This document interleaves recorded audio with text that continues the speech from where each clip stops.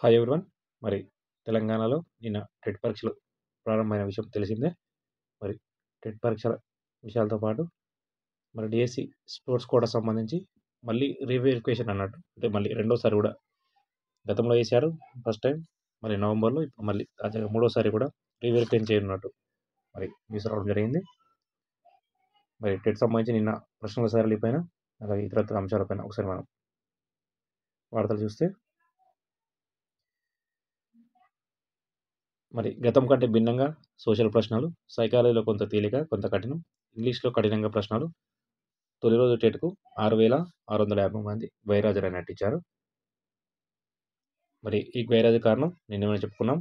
ఎవరైతే లాంగ్ దూరం వేరే జిల్లాల్లో ఎక్కువ దూరంలో డిస్టెన్స్ పడిందో, ముఖ్యంగా మహిళా అభ్యర్థులకు కొంచెం గైర్హాజరు శాతం ఎక్కువ ఉంది. అలాగే మరి టెట్ ప్రశ్నల సరళి చూస్తే మరి గతంలో లాగే కొన్ని తేలికగా, కొన్ని కఠినంగా, కొన్ని మధ్యస్థంగా ఉండడం జరిగింది. తొలి రోజు సాధారణంగానే టెట్ ప్రశ్న పత్రాలు వచ్చినట్టు అభ్యర్థి తెలిపారు. ఆన్లైన్ పరీక్షల తొలి రోజు పేపర్ 2 సోషల్ విభాగంలో తెలుగు మీడియంలో ఉదయం ఆదిలాబాద్, భద్రాద్రి కొత్తగూడెం, హన్మకొండ, హైదరాబాద్, జనగామ, జగిత్యాల, గద్వాల జిల్లాలకు, మరి మధ్యాహ్నం సెషన్లో 2 నుంచి 4:30 వరకు జరిగిన మధ్యాహ్నం సెషన్లో కామారెడ్డి, కరీంనగర్, ఖమ్మం, ఆదిలాబాద్, వికారాబాద్ జిల్లాలకు అభ్యర్థులకు పరీక్షలు జరిగాయి. సోషల్ పేపర్లో తెలుగు విభాగంలో, అంటే తెలుగు కాంటెంట్ సంబంధించి మరి కై పరీక్షలు కావచ్చు, సందులు, ఛందస్సు, గద్య భాగం తదితర అంశాలపై, అంటే ఇప్పటి అడిగిన విధానంలోనే అడిగారు. కొన్ని సెషన్లకైతే గద్య భాగం 2 పేజీలు వచ్చాయి, మరొక దానికి ఒకటి, అంటే రకరకాలుగా వాళ్ళు ఆ 24 మార్క్స్ లోబడి నిపుణులు వాళ్ళు అనుకున్నట్టు ఒకసారి ఈజీగా, ఒకసారి అందులోనే కొంచెం కఠినంగా ఉండడం జరుగుతుంది. అప్పుడప్పుడు కొన్ని కవర్ అయితే, కొన్ని కవర్ కావు. మరి కవి పరీక్షలు కావచ్చు, ఛందస్సు కావచ్చు, సందులు కావచ్చు, వీటిపై నిన్న ప్రశ్నలు అడగడం జరిగింది. మరి ఇక సైకాలజీలో ఎప్పటిలాగే కొన్ని తేలిగా, కొన్ని కఠినంగా ప్రశ్నల సరళి ఇచ్చారని అభ్యర్థి తెలిపారు. ఎందుకంటే ఇందులో సైకాలజీలో వచ్చిన టాపిక్ నుంచి ప్రతిసారి కూడా ప్రశ్నలు రావడం జరుగుతుంది. అసలు రాని టాపిక్స్ పైన ఇంతవరకు ప్రశ్నలు రాలేదు. పియాజే కావచ్చు, లేదా ఓల్బర్గ్ సంబంధించి కావచ్చు, నైతిక వికాసాలు కావచ్చు, ఇలా రకరకాలుగా, అలాగే పెడగాకి సంబంధించి కావచ్చు, లేదా చట్టాలు కావచ్చు, వచ్చిన టాపిక్ నుంచి ప్రతిసారి ప్రశ్నలు అడగడం జరుగుతుంది. అలానే టాపిక్ వరకు ఇంతవరకు ప్రశ్నలు అడగడం లేదు. అందులో కూడా కొన్ని కఠిన అయితే ఒక 4-5 ప్రశ్నలు కొంచెం హార్డ్గా ఇవ్వడం జరుగుతుంది. సైకాలజీ చెప్పాలని ఇచ్చారని అందులో రాయడం జరిగింది. మరి ఇంగ్లీష్ విభాగంలో ప్రశ్నల సరళి హార్డ్గానే ఇచ్చారని తెలిపారు. ఖచ్చితంగా ఇంగ్లీష్ అనేది మనం మొదటి నుంచి చెప్తున్నాం. కొంచెం టెర్మినాలజీ అర్థమైన వారికి, అలాగే బేసిక్ కొంచెం ఇంగ్లీష్ టచ్ ఉండి టెర్మినాలజీ అర్థమైతే వాళ్ళకి కొంచెం 20+ రావడానికి అవకాశం ఉంటుంది.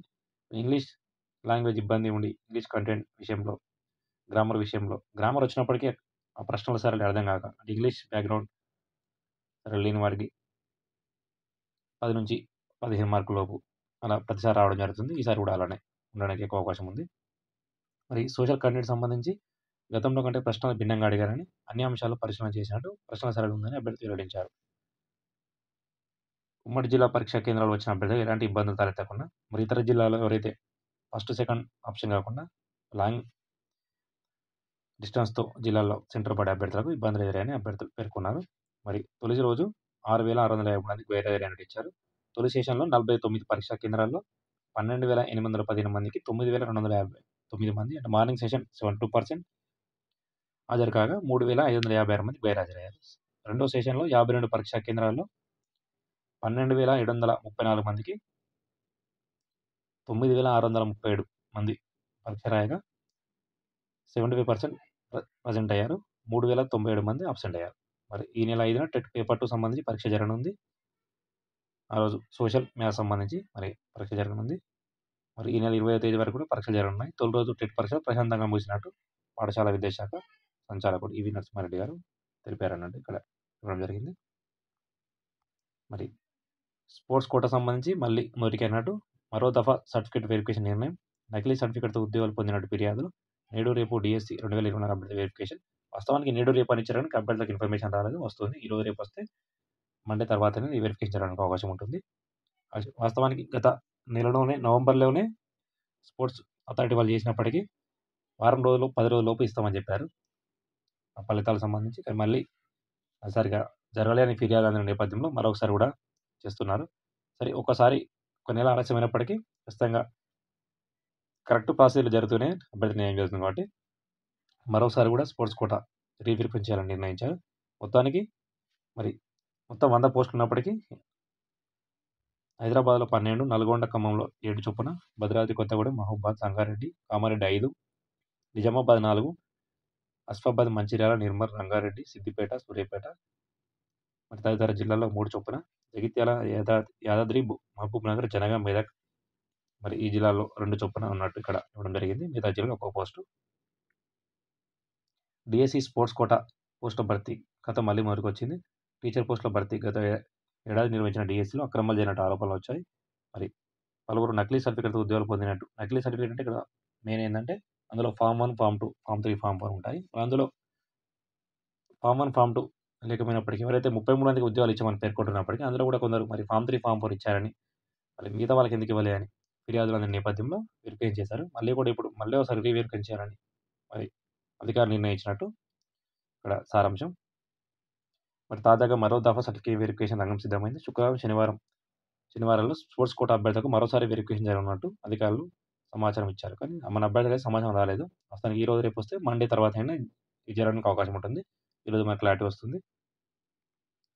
టీచర్ పోస్టుల భర్తీలో భాగంగా 90 పోస్టులు ఉండగా ఈ కేటగిరీ ఉద్యోగాల కోసం దాదాపు 8,000 మంది అభ్యర్థులు దరఖాస్తు చేసుకుంటే మరి తెలంగాణ స్పోర్ట్స్ అథారిటీ వారు వీరికి ఈ షాట్ సంస్థకు అప్పగిస్తే 393 మంది అభ్యర్థులు వెరిఫికేషన్‌కు హాజరయ్యారు.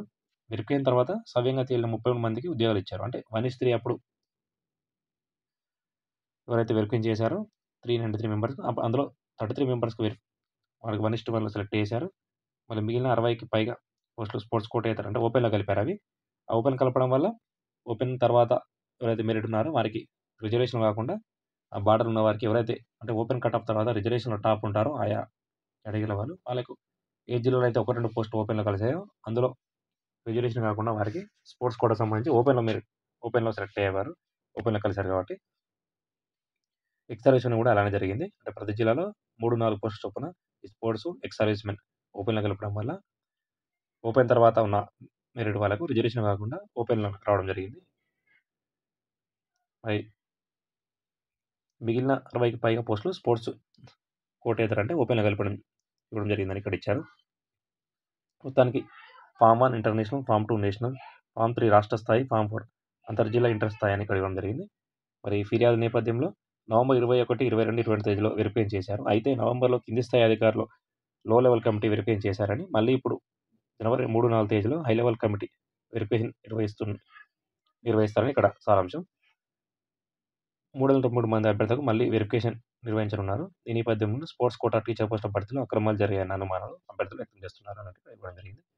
మొత్తానికైతే మరొకసారి వెరిఫికేషన్ జరగనున్నట్టు ఇక్కడ సారాంశం. ఈ రోజు లేదా రేపు వరకు అభ్యర్థులకు ఇన్ఫర్మేషన్ వస్తుంది.